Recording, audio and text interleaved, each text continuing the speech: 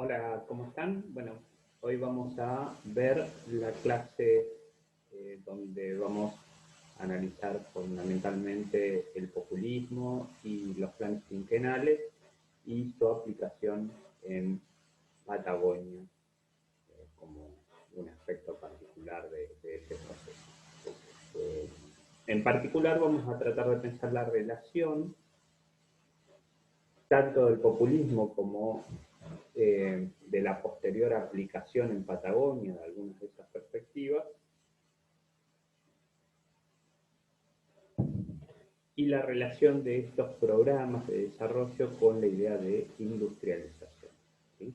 Estén muy atentos, atentas a los años para no confundirse. ¿Sí? Por un lado vamos a ver el desarrollo de los planes quinquenales, del populismo, la industrialización, que serían los años del peronismo, especialmente, los años que van de 1945, 1946 a 1955, y la aplicación en Patagonia del desarrollismo posterior a ese periodo, ¿sí? Es más propio del desarrollismo, justamente, como lo nombré recién, que son años posteriores, especialmente la presidencia de Frondizi, que va del 58 a 62, pero también años posteriores que van a estar marcados un poco por esa impronta desarrollista, que tiene aspectos que dialogan con el populismo, por ejemplo, y con todos los programas de intervención del Estado en la economía, por ejemplo, ese justamente, la idea de que el Estado tiene que intervenir en la economía, de que el Estado tiene que propugnar el desarrollo de los sectores especialmente atrasados o de las regiones que han quedado un poco marginadas de los modelos de industrialización y desarrollo. Y por otro lado, también tienen en común la idea esta muy fuerte en esa época, casi, o sáquenle casi hegemónica en esa época, de una concatenación ideal entre industrialización, crecimiento y desarrollo, ¿no? Un poco la idea de que esos tres conceptos eran sinónimos y cada vez se realimentaban, que si había industrialización, eso quería decir inevitablemente que iba a haber crecimiento económico, y si había crecimiento económico, eso era un sinónimo de desarrollo, ¿sí? Estas ideas, brevemente hoy vamos a tratar de ponerlas en duda y vamos a ver que en realidad hay una mucha mayor complejidad de eso, viviendo en una región, en una ciudad como Trelew o como Madrid o como las distintas ciudades de nuestra región, que tuvieron un polo de desarrollo, que tuvieron un proceso de industrialización muy fuerte en los años 70 y 80, creo que esto es muy evidente, ¿no? El crecimiento económico no se iguala con desarrollo. Podemos ver lo mismo en muchos otros lugares, en San Juan, con los proyectos megamineros, donde hubo un enorme crecimiento económico, pero que no se refleja en términos de lo que uno podría formular como la misión de desarrollo, una idea más armónica, más de interrelación de los distintos actores de la sociedad, y donde se garantizase, se debería garantizar el acceso de todos esos sectores a mejores condiciones de vida, de habitabilidad, de disfrute del espacio público, de acceso a bienes y a distintas condiciones de vida mejores.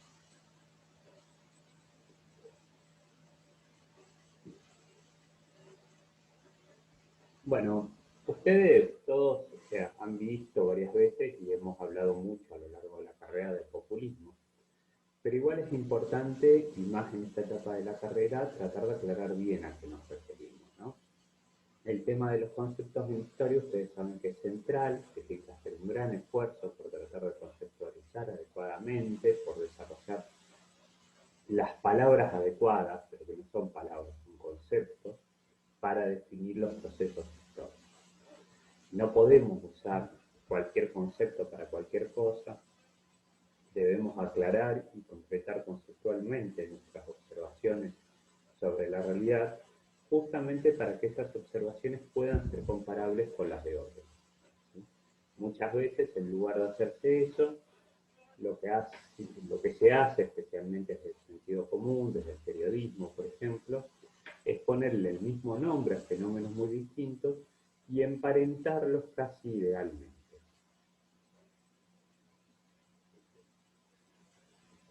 El problema en estos casos suele ser el tema de los rasgos, o sea, cómo determinadas características de una forma que adquiere el proceso histórico en un determinado momento, de un determinado territorio, se reproducen en otro periodo y otro territorio, o en otro periodo en el mismo territorio, pero sin que esto quiera decir que lo que se reproduzca es el proceso histórico en su totalidad, algo obviamente imposible.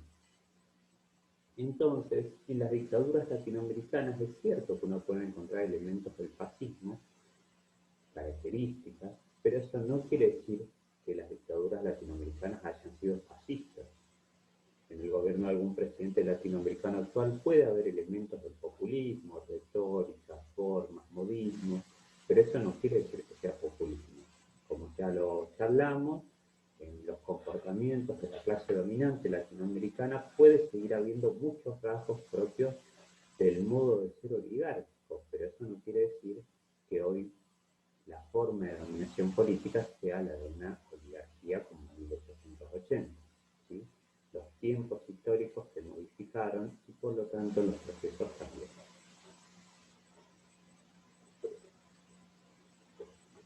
Por eso es fundamental encuadrar claramente de qué hablamos cuando hablamos del populismo.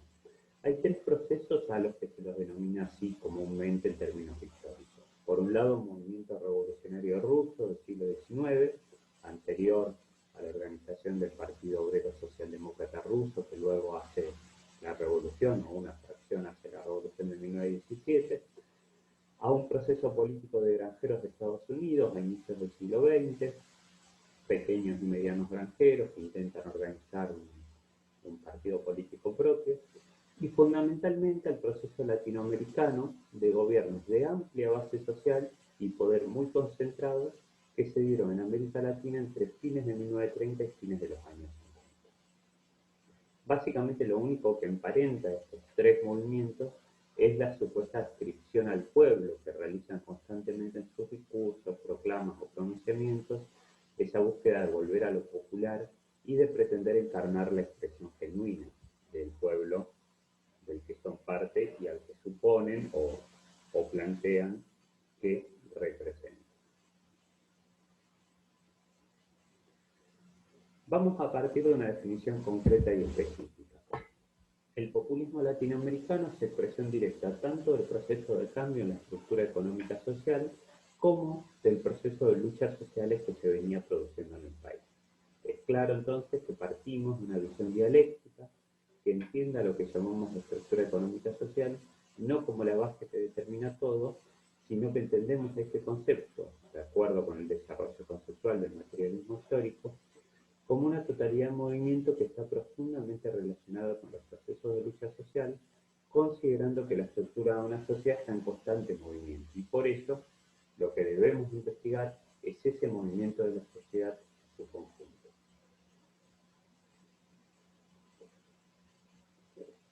O sea, no es disociable y no es correcto intentar diferenciar, disociar el proceso de cambio en la estructura económica del proceso de transformación en lo que podemos denominar la estructura social. Y obviamente tampoco es disociable del proceso de lucha social.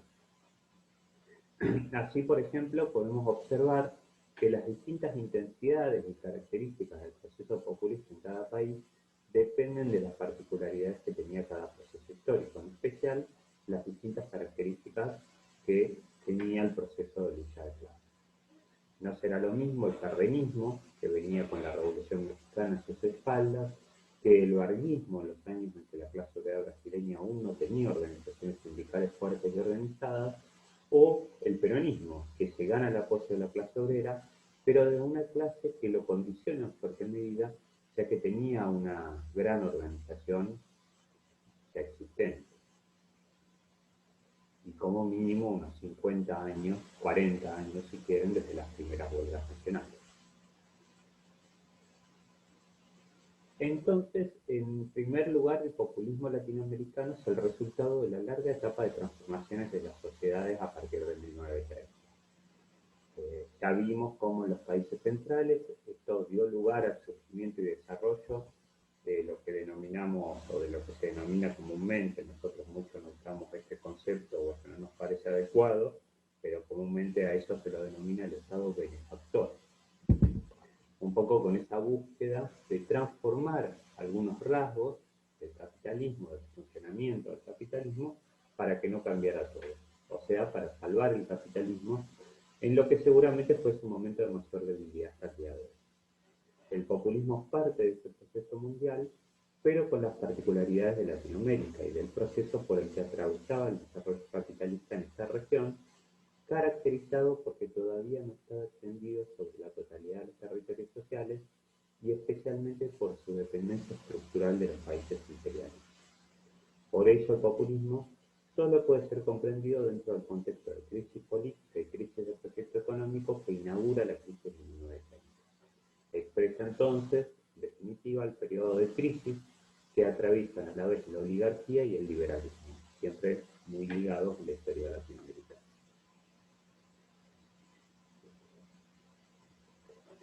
El capitalismo entonces necesitaba transformar sus condiciones de reproducción y acelerar su crecimiento.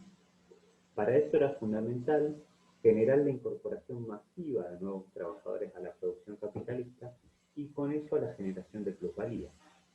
Necesitaba generar un enorme impulso en el sentido de desarrollar poderosamente el capitalismo latinoamericano en extensión. O sea, barrer con los elementos fuertes y aún poderosos de los antiguos modos de producción y poner a la gran mayoría de la población directamente en función de producir plusvalía para los capitales. Para explicar esto es bueno tener en cuenta una idea, un concepto, un método, que es el de analizar la división social del trabajo. La división social del trabajo es un indicador del grado de desarrollo de la fuerza productiva y del sentido que va tomando ese desarrollo, de la etapa por la que transita el capitalismo argentino y las estructuras regionales que componen la estructura nacional.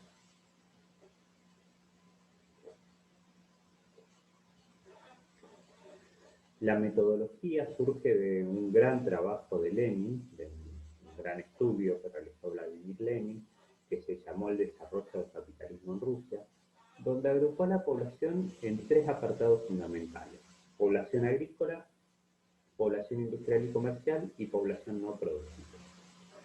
Él va a mostrar que en el desarrollo del capitalismo siempre existen dos direcciones de expansión, siempre está expandiéndose además el capitalismo por su propia lógica de la necesidad de buscar la reproducción ampliada, y esa expansión del capitalismo se hace fundamentalmente en dos direcciones, de las cuales una predomina sobre la otra, según los momentos o los territorios de los que estemos hablando, ¿no? Hay una expansión en extensión que está constituida por la difusión de la esfera de dominio del capitalismo a nuevos territorios sociales que no quiere decir solo en términos geográficos, ¿sí?, sino nuevos ámbitos, nuevos espacios o territorios de relaciones sociales, ¿sí? No solo un territorio en términos geográficos, un lugar, que como nos podría simplificarlo, sino también, por ejemplo, un ámbito de relaciones sociales, la educación, la salud. Transformar eso en negocio implica expandir el capitalismo sobre un nuevo territorio social, ¿sí? También implica expanderlo, implica, desarrollarlo en extensión,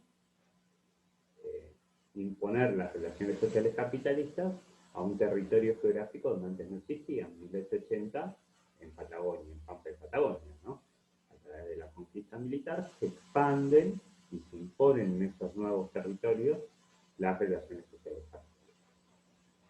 Entonces, la expansión en extensión está constituido por la difusión de la esfera de dominio del capitalismo a nuevos territorios sociales donde las relaciones sociales preexistentes van siendo descompuestas o destruidas mientras se van construyendo las relaciones propias del capital, ¿sí? Se destruye lo antiguo, se construye lo nuevo.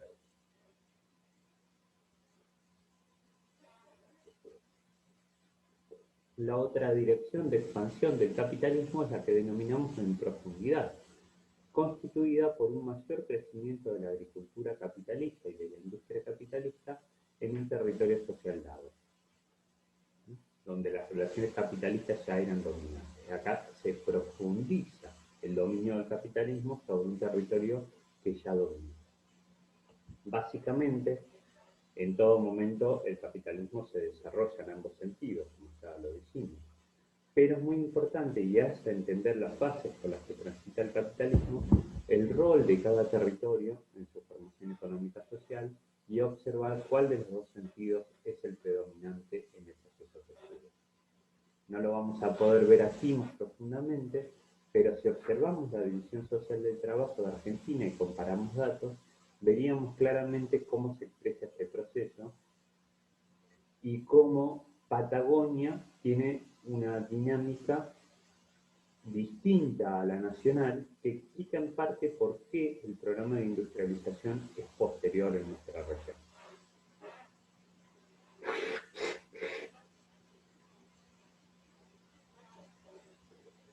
Comprendemos entonces al populismo como la afirmación del proceso de desarrollo y consolidación del dominio del capital industrial en América Latina.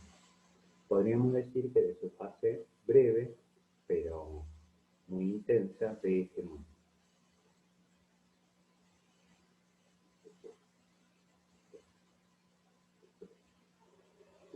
El capitalismo industrial venía ya hacía años desarrollándose en los intersticios que le dejaba el capitalismo de base agraria, agroexportador y comercial. Ya durante la Primera Guerra Mundial había adquirido un poco de mayor peso por el proceso de sustitución de importaciones, pero es un proceso que la oligarquía frenó tras la finalización de la guerra. Después de la crisis del 30, la lucha entre estos dos grupos, entre los grupos terratenientes y la burguesía industrial, tomó características más fuertes. En Argentina esto se observa, por ejemplo, en el Pacto Roca-Rounciman y en la fuerte oposición política y social que se genera, pero aún más claramente se expresan las jornadas que se simbolizan en el 17 de octubre de 1945, o sea, en las luchas sociales donde el capital industrial logra construir una alianza con la gran mayoría de la clase obrera y dirigir además esa alianza.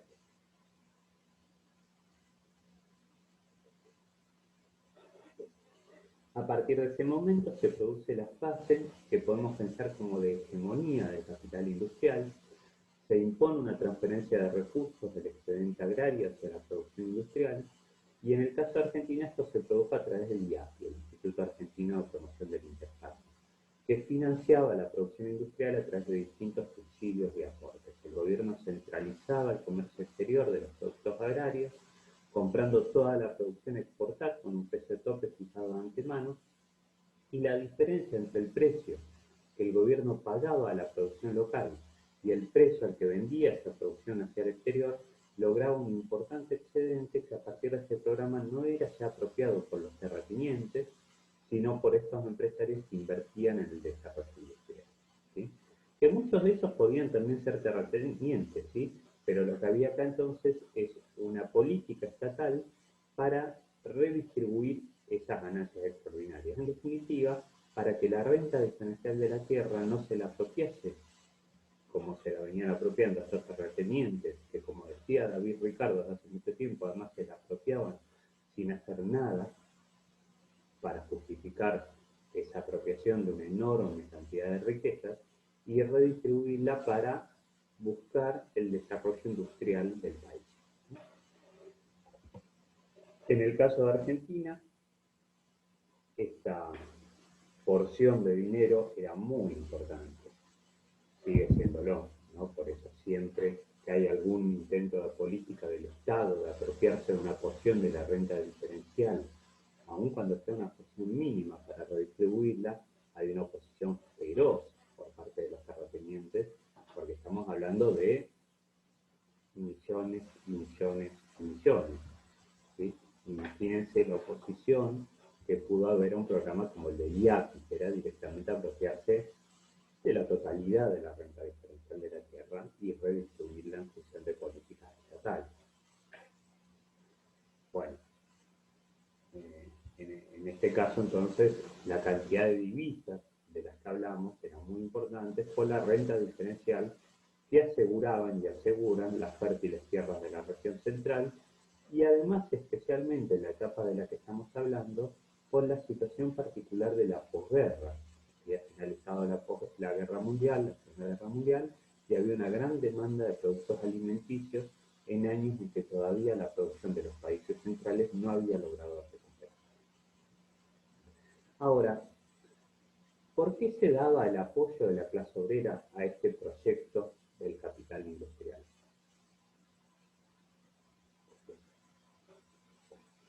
Bueno, en gran medida porque este capital industrial necesitaba un nuevo tipo de clase obrera y una nueva relación con esa clase obrera. Por lo menos en esta breve coyuntura histórica, pero muy significativa, breve pero muy significativa. Siempre yo trato de marcar eso. Piensen que el populismo dura 10 años solamente, ¿sí? Más o menos, promedio en los países latinoamericanos. Necesitaba trabajadores capacitados, formados, en buenas condiciones físicas, que pudieran desarrollar la totalidad de las tareas, algunas de ellas bastante complejas, que demandaba el capitalismo en ese momento.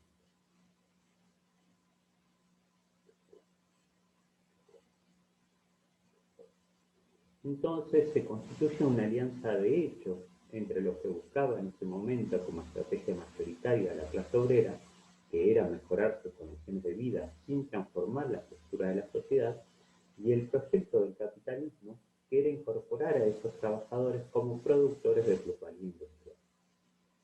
Esta alianza, o coincidencia de intereses, tendría corta duración, porque rápidamente se llegaría al límite de este proceso de crecimiento en extensión y se necesitaría empezar a crecer en profundidad, lo cual equivalía a profundizar la explotación de los trabajadores, algo que los trabajadores, en el marco de un gobierno como el peronismo, no podían o no querían aceptar.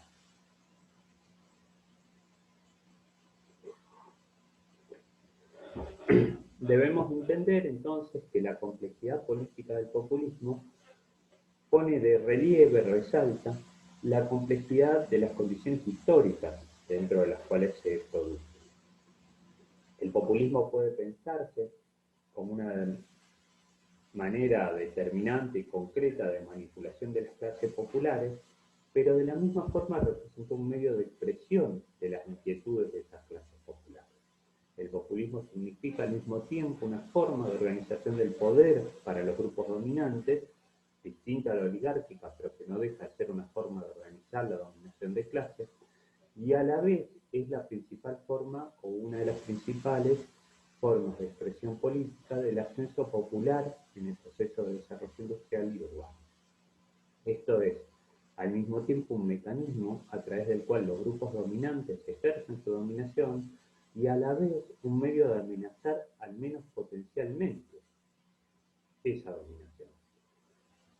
Los sectores industriales fueron tal vez los mayores beneficiarios de los cambios políticos que se produjeron después de 1930.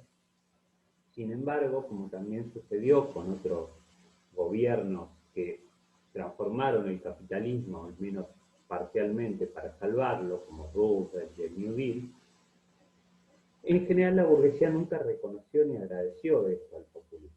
Tendríamos que sospechar que a veces el capitalismo necesita esos reajustes violentos de sus reglas de juego, reajustes que aparecen como amenazantes para el burgués individual que prefiere la calma y el orden, y que si bien es favorecido en términos de clase, al no serlo o temer individualmente, comienza a tomar una posición de cada vez mayor oposición a esos proyectos que se le presentan como complejos de entender, como ambiguos. Porque lo que sucede es que la incorporación de esta masa de población a la producción implicaba también su incorporación a la vida urbana y con ello a la vida política más activa aún que la que ya tenían en años previos. Por eso el populismo también expresa la ampliación de la ciudadanía, ¿sí? Tanto en términos de ciudadanía liberal burguesa como de procesos más colectivos, ¿sí? O sea, tanto en términos de reconocer derechos individuales como también de reconocer derechos colectivos o sujetos colectivos, como los sindicatos, como la misma clase obrera. ¿Sí?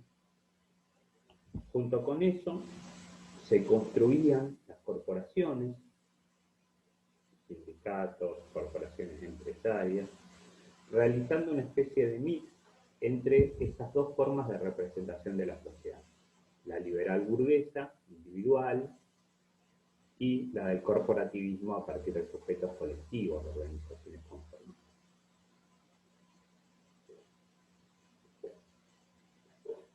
Esto permitía la posibilidad de un mando centralizado con ropaje democrático, donde el líder se presentaba siempre como un supuesto árbitro, como el justo medio entre las clases sociales, en un formato de gobierno para el cual quizás sea operativo utilizar la categoría de bonapartismo, categoría clásica formulada originalmente por Marx para analizar el gobierno de Luis Bonaparte en la Francia del siglo XIX. Bueno, cortamos acá para el primer video, así no quedan videos tan largos.